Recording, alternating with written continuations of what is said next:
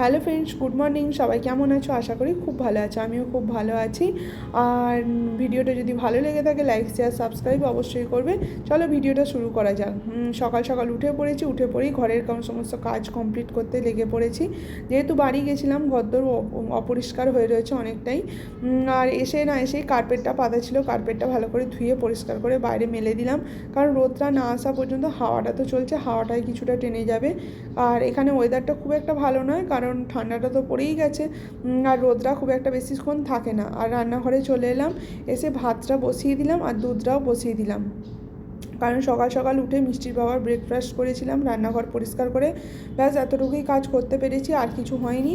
আর তারপর মিষ্টি বাবা বেরিয়ে যাওয়ার পর এই যে কাজ শুরু হয়ে গেছে, মিষ্টিও উঠে পড়েছে।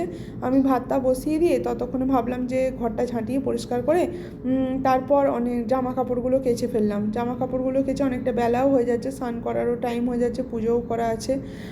তাই জামা কাপড়গুলো কেচে ব্যালকনিতে আগে মেলে দিলাম। রোদটাও হালকা হালকা আসছে, দেখতেই পাচ্ছ। আর মিষ্টি আমাকে কাজে অনেক হেল্প করছে।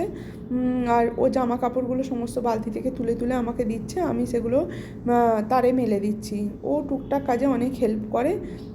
আর দেখতেই পাচ্ছ যে দাঁড়িয়ে রয়েছে, দাঁড়িয়ে দেখছে যে সমস্ত কাজটা ঠিকঠাক করে হচ্ছে কিনা। যাই হোক, এখানে দেখতে পাচ্ছ যে রোদটা হালকা হালকা এসেছে, কিন্তু ঠান্ডাটা ভালোই রয়েছে। আর আমাদের তিনজনেরই খুবই ঠান্ডা লেগেছে, কারণ ওই দিকের ওয়েদারে তো গরম আর এদিকের ওয়েদারটা প্রচণ্ডই ঠান্ডা। যখন এদিকে ঢুকছি তো প্রচণ্ড ঠান্ডা লাগছে। আর এই দেখতে পাচ্ছ রান্নাঘরে চলে এসেছি, জলের বোতলটা ভরে রাখলাম, আর ভাতটাও দেখলাম যে হয়ে গেছে, ফ্যানটা করিয়ে রাখলাম। আর সঙ্গে সঙ্গে কী করলাম, স্নানটা করে পুজো টুজো করে রেডি হয়ে এলাম। কিছু ভিডিও দিতে পারলাম না, তার কারণ ভিডিও করে উঠতে পারিনি সবটা। এসেই আমি আগে করলাটা ভালো করে কেটে নিলাম, করলা ভাজা করব। আর রোজের একই চিন্তা থাকে যে কী রান্না হবে। যাই হোক, ঠিকই করে ফেলেছিলাম। আজকে পালং শাক দিয়ে আলু দিয়ে বেগুন দিয়ে তরকারি করব, করলা ভাজা করব, আর মাংসও আছে, মাংসটা করব একটু। আর ভাতটা তো হয়েই গেছে দেখতে পাচ্ছ।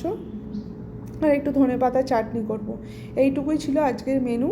আর সমস্ত কিছু আমি সবজি কেটে রেডি করে তারপরেই বসাই, তার কারণ আমার সমস্ত রেডি না থাকলে না আমি ঠিক ওরমভাবে রান্না করতে পারি না। যে অনেকে করে না যে একটু একটু করে রান্না করতে থাকে আর একটু একটু করে কাটতে থাকে, আমার সেটা হয় না। আমি সমস্ত কিছু কেটে গুছিয়ে রেডি করে তারপর রান্না করতে যাই, দেখি খুব তাড়াতাড়ি রান্না হয়ে যায়, কিন্তু ওইরকমভাবে ছ্যাদরা ছেদরি হয়ে যায়, মানে এটা হচ্ছে গোটা রান্নাঘরটা নোংরা হয়ে যায়, ভালো লাগে না দেখতে।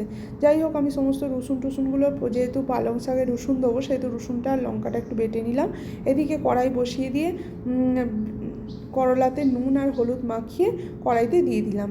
সবটা তো ভিডিও করা সম্ভব হয়ে ওঠে না, যতটা করতে পারি ততটা করি। আর আমি ভিডিওটা কি করে করব বলো তো, ভিডিওটা ক্যামেরাটা লাগালি স্ট্যান্ডের সঙ্গে সঙ্গে ক্যামেরা স্ট্যান্ড নিয়ে আরেকজন ছুটে ছুটে চলে যাচ্ছে।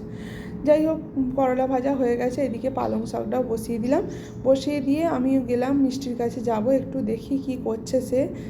আর এসব কাজ কমপ্লিট করে মিষ্টির জন্য কিছুটা খাবার করলাম, ওর একটুখানি স্যুপ বানাবো, সেজন্য বেগুন, ক্যাপসিকাম, আলু সমস্ত কিছু দিয়ে। আর মিষ্টির বাবা এনেছিল দই।